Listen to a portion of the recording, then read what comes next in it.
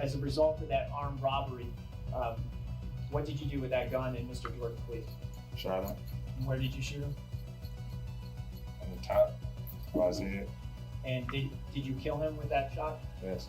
A month later, Danta Wright met with the victim's family members at a Washtenaw County courthouse in Michigan. However, anyone who came to the courthouse expecting a peaceful proceeding was left disappointed after the court was briefly thrown into confusion. After the judge threatened to reject the sentencing agreement, Wright could be seen smiling and almost laughing at the pain of his victim's family. Watching you sit there, smile, laugh, and shake your head like this was no big deal, I'm very tempted to just say, I'm not going to accept this sentence agreement. We'll go to trial, and if you're convicted of felony murder, you'll go to prison for the rest of your life. That means you'll die there. The court then proceeded on a short recess. Oh. Serious now, so he ain't smiling, ain't no smirk.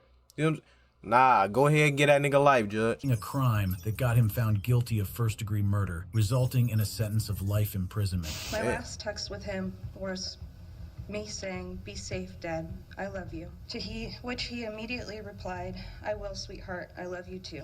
That was 1 hour before Lindsay went to shooting him. The voice you just heard is that of Amanda Crawford, the daughter of St. Petersburg police officer David Crawford, who lost his life after a deadly encounter with Nicholas Lindsay. On February 21st, 2011, he killed David a cop? Crawford responded to a 911 call about a possible burglary near Tropicana Field. The caller claimed he saw a man that's why he holding got a brick life. in his backyard, who later jumped the fence. Officer Crawford quickly arrived at the scene and exited his vehicle when he spotted the mystery burglar, who was later identified as Nicholas Lindsay. Perhaps seeing that the suspect was only a teenager, Crawford's greatest undoing was to believe that he had the situation under control. According to the police, Nicholas Lindsay opened fire on David Crawford as the officer reached for a notepad. Every single shot he fired was exactly where he aimed it, at the body of Officer Crawford.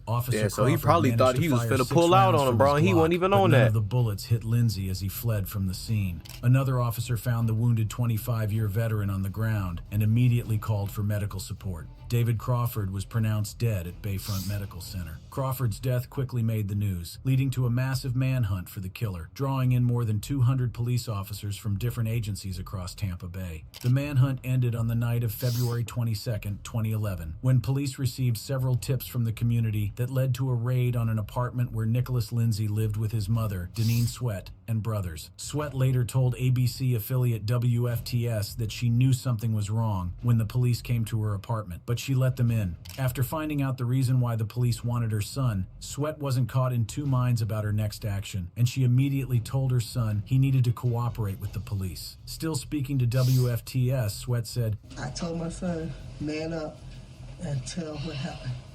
And he did that." Sweat was with her son when he confessed to killing Officer David Crawford. According to Police Chief Chuck Harmon, Lindsay didn't hold back any details as he tearfully confessed to the murder after much pleading from his parents. Thought it was on safety, but it wasn't. When I pulled it out, I my finger on the trigger. Harmon went on to add, when he did make the admission on tape for us at the end of the day, it was quite apparent that he was remorseful in his actions. In his confession, Lindsay claimed he shot at Crawford's stomach with a gun he had bought for $140 off the streets a week before. Yeah, it looked like bro wasn't even trying to be like vicious or nothing. You know what I'm saying? Like they said, he was trying to pull out his notepad and dude started shooting at him. So maybe he thought he was trying to shoot him. If I think a nigga trying to shoot me, whether or not if I'm doing a crime or not, I'm finna shoot first. I'm not finna let you gun me down out here. I don't care about none of that. I don't care if I'm in the wrong or not, bro. I'm not finna do that. So I don't know, man. Or the incident. The That's then crazy, 16-year-old also told the police he couldn't recollect how many times he fired at Crawford. However, the police later revealed that Lindsay had fired at least 4 rounds at the unsuspecting police officer. The killer team fled from the scene and threw his gun into a creek. The murder case attracted much media attention because Crawford was the 3rd police officer to die in St. Petersburg in less than a month. Unsurprisingly, the Pinellas County Courthouse was packed with reporters the next day as Nicholas Lindsay was formally charged with the murder of David Crawford. Although Lindsay had previously been charged in the Juvenile Systems Truancy Court, a murder trial was unfamiliar territory for the teenager. Inside the courtroom, Lindsay shockingly showed little emotion. Still, his father, Nicholas Lindsay Sr., broke into tears as he apologized to the family and friends of the slain officer. The visibly distraught father said, "On behalf of me, my son, and our entire family, we send our deep sympathy him and his colleague that he worked with. Small his son, no son that it happened.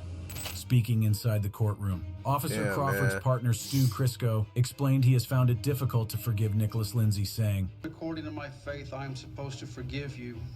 I do not know that I will ever be able to do that, Stu Crisco added, and I hope that you live to be a very old man, locked up, and every single day that you were locked away, that you can think of the choices that you made that night and all the things that you missed. After a week-long trial in March Damn, 2012, yeah. OG ain't hearing none 17-year-old of that. Nicholas Lindsay was convicted of Ain't hearing David none of that. Crawford's murder and sentenced to life imprisonment without the possibility of parole. Although Lindsay was tried as an adult, his Damn. age was still pivotal in helping him to avoid the death penalty. 2 years later, Lindsay's life sentence was upheld in court following an appeal, and the convicted killer shocked everyone when he grinned on hearing the judge's ruling. Many were taken aback by the lack of remorse shown by the teenager, especially David Crawford's daughter, Amanda. While speaking to reporters after the ruling, Damn, Amanda he called out laughed? Hold Lindsay's on. awkward reaction in the courtroom.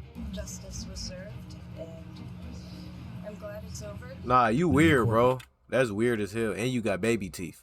But we not even gonna talk about that. That's a completely different discussion, my nigga. You got little ass lips and baby teeth. That's crazy. Everything on you just small. You got a big ass head, but everything else is small. Your ears small, your eyes small, your nose small, your teeth small, your lips small, nigga, your chin small. Anyways, though, that's crazy though, gang, that you gonna sit here and laugh.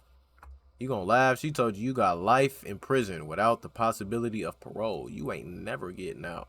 What's funny? Room. Justice was served, and What is funny, my I'm boy? glad it's over. And it just kinda Somebody let me know. that he's an animal. After saying that, he might be. I tried to give him the benefit of the doubt earlier, but real fishermen can do. Your vessel's been seized. I got a $100,000 fine. I have resources, and they want to do business. oh man, this dumbass Just ass. have their smiles. Danta Wright. Armed robbery. Count 3, conspiracy to commit armed robbery. Count 6, the felony firearm. And in added count 7, of murder in the second degree under PAC code 750.317. That is a felony punishable by life or any term of years. When it comes to shocking reactions to life sentences from teenage killers, very few come close to the chilling smiles and unbothered disposition of 18-year-old Danta Wright, who was appearing at the Washtenaw County Trial Court, Ann Arbor, Michigan, for the gruesome murder of 18-year-old high schooler Jordan Klee. Jordan Klee was a senior at Pioneer High School and also one of the best footballers in his school. He dreamt of going to college, He at probably was Michigan, jealous. university, and joining their football team. Unfortunately, that dream never materialized, as Klee didn't even make it to his high school graduation. On October 4th, 2016, Klee that's was so found dead wild. by a maintenance worker at an apartment complex at Pine Lake Village, Ann Arbor. He had a single gunshot wound to his head, and his body was lying on a path outside the condominium complex. It's really sad. Yeah. Really sad. Everyone's crying and stuff. Big loss for the teachers. Police officers were immediately called to the scene, and a thorough investigation was launched after the death was ruled as a homicide. Following Okay. some tips, 3 suspects were arrested in connection with the killing of Jordan Klee: Danta Wright, Delrano Gracie, and Jermarius Ellison. They were all teenagers at the time of the crime and allegedly belonged to a street gang. Several months after Jordan Klee's death, Danta Wright left everyone stunned when he casually confessed to killing Klee with the help of his friends during a June 2017 hearing. Wright explained that the trio had attempted to rob Klee when things went south, and he shot him in the back of his head. And as a result of that armed robbery, what did you do with that gun in Mr. Jordan Klee? Shot him And where did you shoot him? on the top of his head. And did you kill him with that shot? Yes. A month later, Danta Wright met with the victim's family members at a Washtenaw County courthouse in Michigan. However, anyone who came to the courthouse expecting a peaceful proceeding was left disappointed after the court was Bro, briefly why is thrown he into smiling, confusion bro? after Like, the what? judge threatened to reject the sentencing agreement due to Danta Wright's appalling behavior in the courtroom. As a family member read an impact statement on behalf of the victim's grieving mother, Danta Wright could be seen smiling and almost laughing at the pain of his victim's family. Not paying any attention to Wright's embarrassing display of petulance, the family member left most of the crowd seated in the court in tears with the closing paragraph of Karen Klee's impact statement. He over there chilling, rubbing his hands like Birdman. I no longer have the Yeah, hope lock of him having up. grandchildren. I've lost the enjoyment of holidays and birthdays and of everyday life. Danta Wright further angered the already irritated judge when he addressed the court. Instead of apologizing to his victim's family, the killer teenager chose to send a shout out to his own family. He casually said, "I just want to tell y'all, I'll be home soon. R.I.P. Keon, I love my family." At this point, the 20... What the hell is wrong with niggas? Are you serious? I just want to tell y'all I love y'all. I'll be home soon. No, you not. You not getting out. You not getting out. How much you want to bet he don't get life or he get life? How much you want to bet? David not playing with your ass. Whenever he look at you like that and he tilt them glasses down and he look at you like that through that little space at the top like this, he's not playing with you, bro. He's finna sit your ass down. You're done. Talking about, bro, niggas is crazy. Niggas gave his peoples a shout out and said, "I'll be home soon." Like he finna drop an album or something. Like he's 22nd Circuit cooked. Court Judge David Swartz had just about had enough of What's Wright's wrong with attitude, and he asked the prosecutors if the sentencing agreement was too lenient. He said, But watching you sit there and smile, laugh, and shake your head like this was no big deal, I'm very tempted to just say, I'm not going to accept this sentence agreement. We'll go to trial, and if you're convicted of felony murder, you'll go to prison for the rest of your life. That means you'll die there. The court then proceeded on a short reset. Oh, he's serious now. He's serious now. See, he ain't smiling, ain't no smirk. You know what I'm saying? Nah, go ahead and get that nigga life, Judge. To allow the prosecution to deliberate. Swap him out for Thug. Give us Thug and put him on trial. On Let's whether do that. to take the case to trial, as the judge had suggested. Ultimately, Jordan Let's do a Clee's swap. family asked that the case not go to trial, as that would only bring them more trauma. When the sentencing resumed, Wright's lawyer apologized to the court on behalf of his client and blamed the inappropriate behavior on some emotional issues suffered by Wright. Judge David Swartz subsequently imposed a 50 years prison sentence on Danta Wright for the murder of Jordan Clee. With how grim prison experience is, hopefully Danta Wright has kept a smile on his face throughout. Crazy, bro. Jennifer Mee. In another life, Jennifer Mee could have been a reality star or social media influencer. Jennifer certainly could draw public attention and demonstrated this when she first burst into the limelight in 2007. The then 15-year-old gained national fame when she developed an unusual case of uncontrollable hiccups. I get really bad chest pain, abdominal pains, throat pains, back pains. It's unbelievable. Jennifer Mee's search for a cure to the hiccups earned her the nickname Hiccup Girl, and during that time she appeared on several television shows nationwide in a bid to find a lasting solution to her hiccups. After suffering the mysterious symptoms for over a month, the hiccups finally stopped when she was treated by Dr. Bob Lind. Although the media attention reduced drastically after she was treated, Mee continued to make the headlines, albeit for the wrong reasons. In June 2007, when she ran away from home, it was reported in the newspaper. Bro, people can get famous for anything, bro. Imagine getting famous for having hiccups. Imagine that. What if she was faking that shit the whole time? She just bamboozled y'all ass. Everybody. Got y'all neck. Also in 2010, a missing person report for Mee was issued by the St. Petersburg police. From here, things just continued to go downhill for Jennifer Mee. Mee's problems began when she started dating a man named Lamont Newton in 2010. She was just 18 at the time, and together with a third accomplice, Laren He looked Rayford, like he don't they even formed need to be an messing armed with her. robbery gang that The hell are targeted you doing, unsuspecting LaMilton? victims from social networking sites. In October 2010, Jennifer met a 22-year-old man, Shannon Griffin, online and lured him to a vacant home days later. Once the duo arrived at the home, Mee led Griffin to the back, where Newton and Rayford had already laid an ambush. Griffin was shot multiple times with a .38 caliber handgun. Mee and her friends then made off with less than $50 of his money, leaving... Y'all set that man up,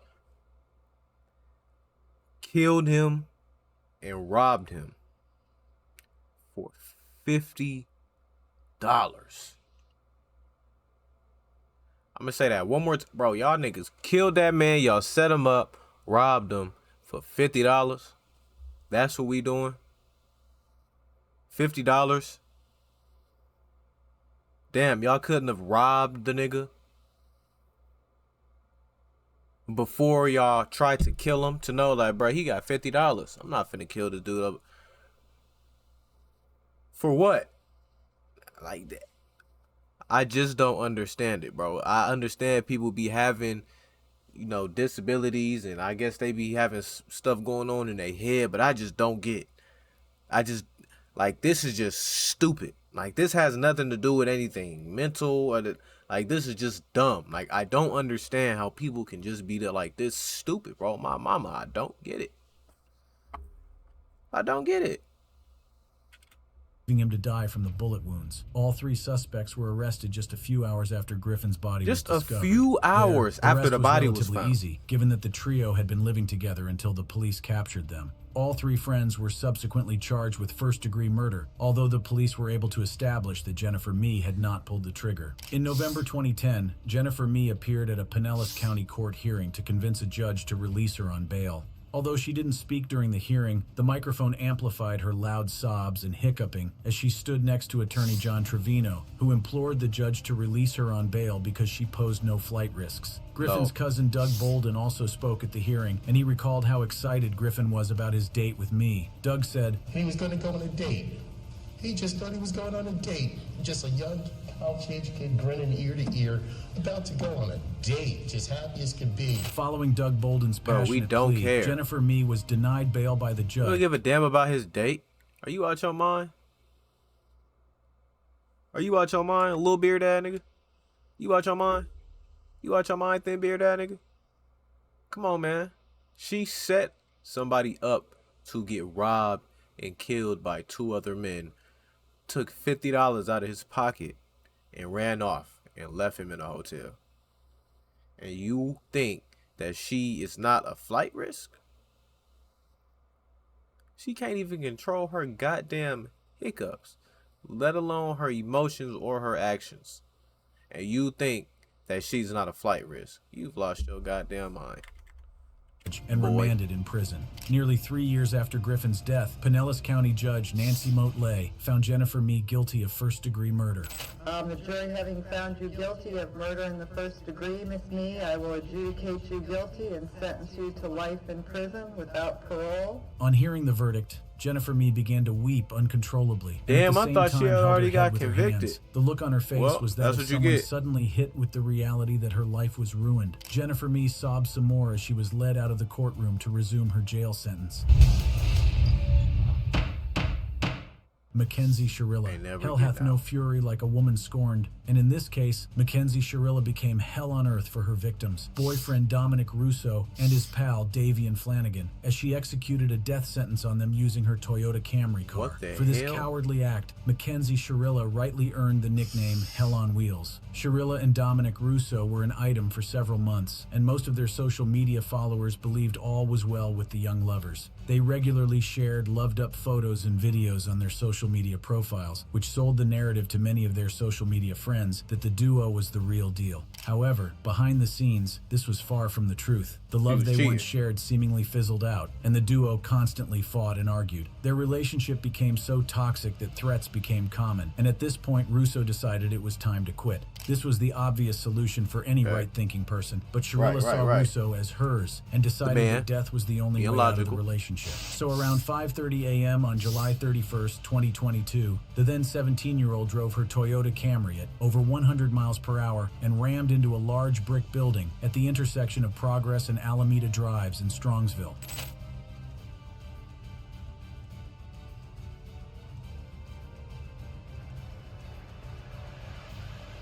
Wait. Did she drive them into that? There were 2 other that? occupants in the car at the time of the crash. Mackenzie Shirilla's boyfriend, Dominic Russo, who was 18 then, and his 17-year-old pal Davian Flanagan. The 2 were pronounced dead at the crash scene, while Shirilla miraculously survived, but was hospitalized. Although Shirilla has continued to maintain her innocence and claims she has no recollection. Give her life. Give her life. No way you got mad because he broke up with you, because y'all was arguing, and then you decided to not only kill him, but try to kill yourself and his best friend? You out your mind, bro. Give her life, throw away the key, thank you.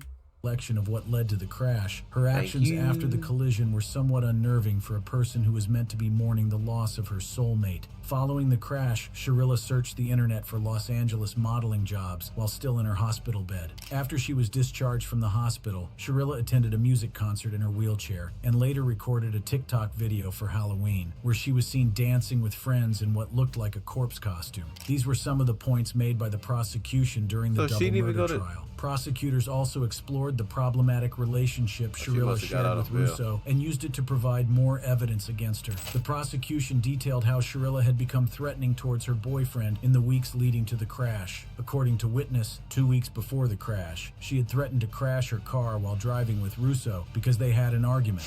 He observed at that time the defendant striking Dominic Russo with both hands, and that he overheard her make a statement. An admissible statement, and she said, "Dominic, I'm going to crash this car." We find that it is especially and important to her state of mind just 2 weeks later when she used a car to kill Dominic Russo. Unsurprisingly, the video evidence was pivotal in helping Cuyahoga County Common Pleas Judge Nancy Margaret Russo reach a verdict during the August 14, 2023 sentencing of Mackenzie Sharilla. While specifically highlighting the crash video, the judge said, "This is the type of evidence you can never unsee. Just You can happens never to be forget okay." the visual or audio of this exhibit. It's chilling and tragic. As you review that exhibit, you know that you are watching oncoming deaths of two people, and there's nothing that can stop it. As the judge read out her pre-sentencing speech, Mackenzie Sharilla sobbed uncontrollably as it slowly dawned on her where the verdict was headed. Before delivering the verdict, the judge pointed out how Sharilla had visited the crash route, an obscure route that is usually not taken by her, a few days before the crash, and echoed the stand of the prosecutors that her actions were premeditated. She acted knowing that her actions could bring harm not only to the occupants in the vehicle, but also to pedestrians. Judge Russo, who isn't related to Dominic Russo, wrapped up by emphasizing that there was no doubt that Sharilla intended to kill her boyfriend. In her word, She had a mission, and she executed it with precision. The mission was death. she added, Her actions were controlled, methodical, deliberate, intentional, and purposeful. This was not reckless driving. And then you just killed 2 people, and then you get out the hospital, you not in jail, and you making TikToks, dancing with a skull painted face. So what you trying to say? What you throwing shots now? Yeah, lock her up. This was murder. Judge Nancy Margaret Russo found Mackenzie Sharilla guilty of killing both Dominic Russo and Davian Flanagan. She subsequently sentenced her to 2 concurrent 15 years to life sentences. As Sharilla was handcuffed by officers, she began to cry uncontrollably. Mackenzie Sharilla was then escorted out of the court to start her prison sentence. Aiden Fucci. This is 14-year-old Aiden Fucci making his appearance at St. Johns County insane. Courtroom. That nigga 14? He 14? Look how big he is, bro. You know, bro, his whole frame is built. He's built like a kangaroo. You ever seen a kangaroo's build? I'm finna show y'all right now. Y'all probably looking at me like, what the hell is he talking about? A kangaroo? I'm finna show you right now.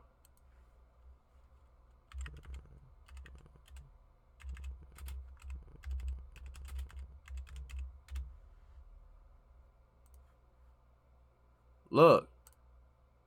This what this nigga built like. This nigga built like a kangaroo. This nigga 14? Ain't no way he's 14. Look at his neck. Look. Same neck. Wide ass neck. You know what I'm saying? Florida. Do not Who's be 14, 45-year-old is this? Teenager deliberately threw He the is not whole 14. of St. That Johns is a County community into mourning, faced when he fatally stabbed his schoolmate Tristan Bailey 114 times. Although Fucci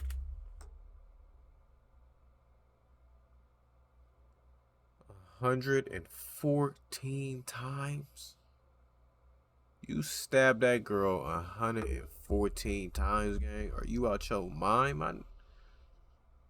This is what I'm saying. Like, what would possess a person to do something like this? Like, man, I could never do nothing like that, bro. I might sock you in the mouth, slap you in the face. The worst case scenario, bro, I gotta pull that thing out and, you know what I'm saying? Put one of them in you. because you acting stupid and I feel like my life in danger, but just stabbing somebody for 114 times, bro, that means you kept stabbing her while she was already gone, bro. She wasn't moving and you just kept. Fucci and Bailey attended Patriot Oaks Academy in St. Johns County, Florida. Bailey was more involved in school activities and was part of the school's cheerleading squad. She was one of 5 children of Stacy and Forrest Bailey and lived with her family in Durbin Crossing in northwest St. Johns County, which was very close to where Aiden Fucci lived. On the night of her death, Fucci convinced the 13-year-old cheerleader to leave home and meet him at a friend's place. That same day, 13? Video footage from a residence captures 2 people believed to be Fucci and Bailey walking east on Saddlestone Drive, which is very close to where her body was discovered toward the end of a retention pond. 13 years old, Fucci bro. was able to lure Bailey to a secluded area where he launched the vicious attack on her, stabbing her 114 times, with an autopsy later revealed that at least 49 of those were defensive wounds. On May 9th, 2021, Bailey was... So that means 50 of those wounds, she was still alive. 50 of them. Stabbed her 114. So that means 64 of those wounds was him stabbing her while her body was not moving and she was gone. 13 years old, bro. He 14 years old, bro. Y'all young as hell. Wow.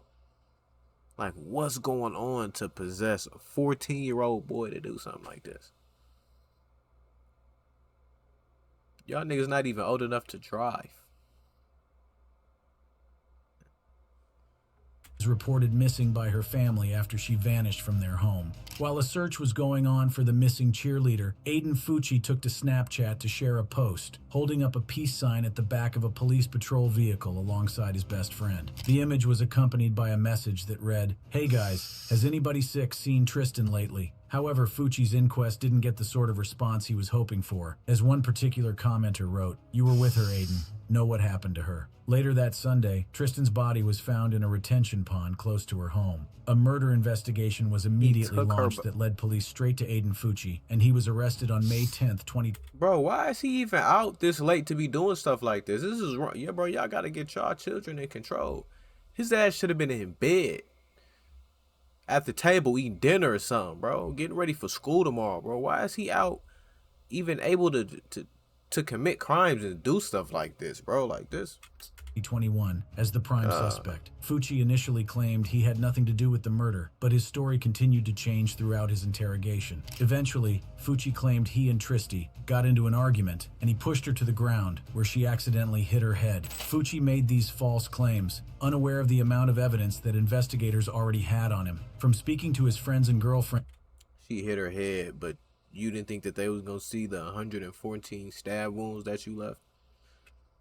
And investigators had established that Fucci often fantasized about killing people, and he precisely detailed murder plans involving dragging a random person into the woods and stabbing them. Aiden Fucci's girlfriend also told investigators that he always carried a knife and often talked about killing people, even her. She said he enjoyed coming up from behind her and pretending to slit her throat. She admitted that even though it was a bit unsettling, they never took any of his utterances seriously. A ton of physical evidence was also recovered that pointed to Aiden Fucci as Bailey's killer. A buck knife with a missing tip was found near her body, matching fragments lodged in Bailey's scalp. The knife was later identified as Fucci's. There is also the security video that showed Fucci and Bailey close to the murder area, and some DNA evidence. Also, a search of Aiden Fucci's home provided a mountain of evidence that was more than enough to prove his guilt. Detectives also found wet, blood-stained shoes and clothing in his room, blood and dirt on the drain by the bathroom sink, and blood-stained denim jeans in a laundry basket.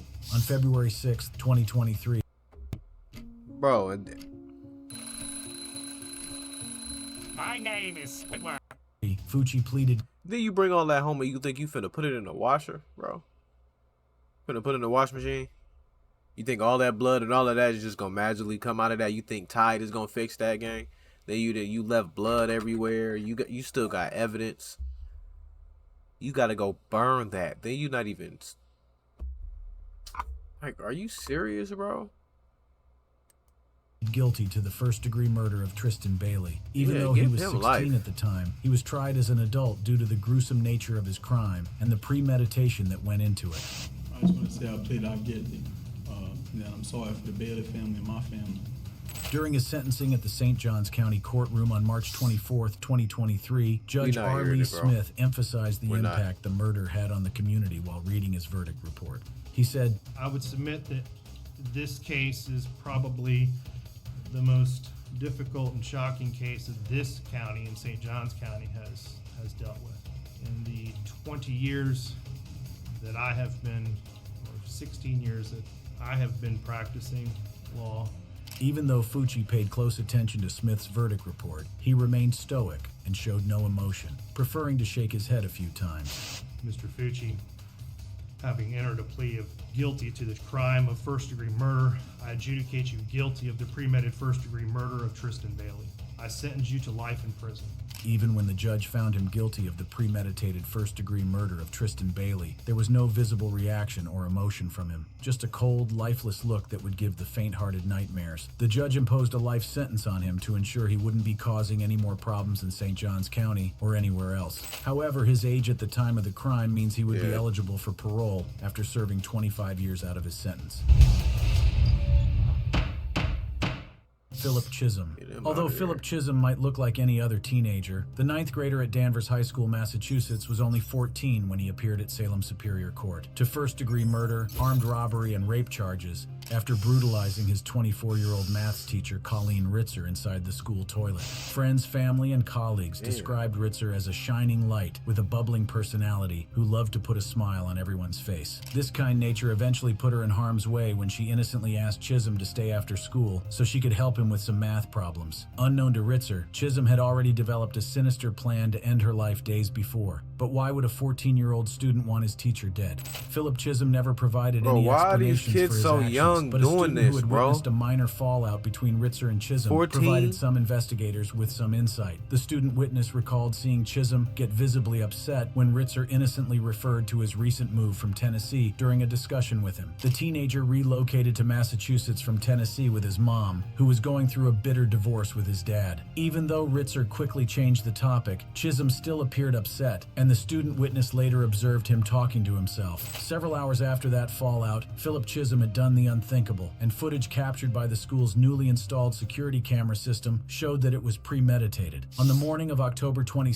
2013, the security cameras showed Chisholm arriving at school with several bags, which were put in his locker. Inside the bags were a mask, box cutter, and change of clothing, tools he intended to use to carry out his evil plot. Around 2:45 p.m., Ritzer was recorded exiting the classroom and heading for the second-floor women's bathroom. A few moments later, Chisholm peeps into the hallway in the direction of Ritzer before ducking back into the classroom. He then re-emerges with his hood over his head, trails Ritzer, and pulls on gloves before entering the same bathroom. Once inside the bathroom, Philip Chisholm robs Colleen Ritzer of her iPhone, credit cards, and underwear before raping and stabbing her 16 times in the neck with the box cutter.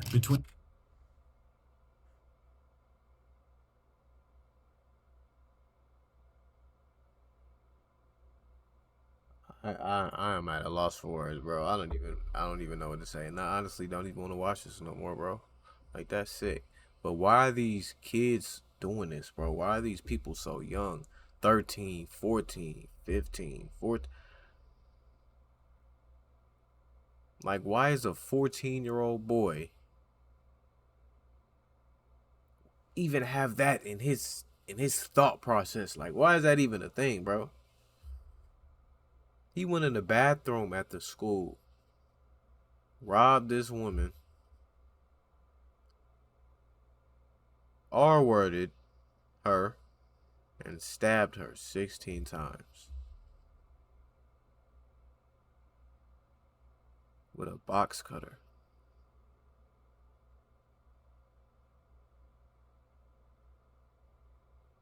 Between 3:07 p.m. and 3:16 p.m., Chisholm was captured on the security camera wearing several different outfits and going around the parking lot and classrooms before finally returning to the bathroom. He then put Ritzer's body inside a recycle bin and hauled it outside the school through an elevator. He dragged the bin to a wooded area outside the school where he again raped Ritzer's lifeless body, but this time with a a tree branch. After this act of savagery, Wait, Chisholm what? Ritzer's lifeless body, but dragged the bin to a wooded area outside the school, where he again raped Ritzer's lifeless body, but this time with a tree branch. After this act of savagery, Chisholm went on about his day like nothing had happened, and even left school early enough to purchase movie tickets with Ritzer's credit card. While all of this was happening, a search had already begun.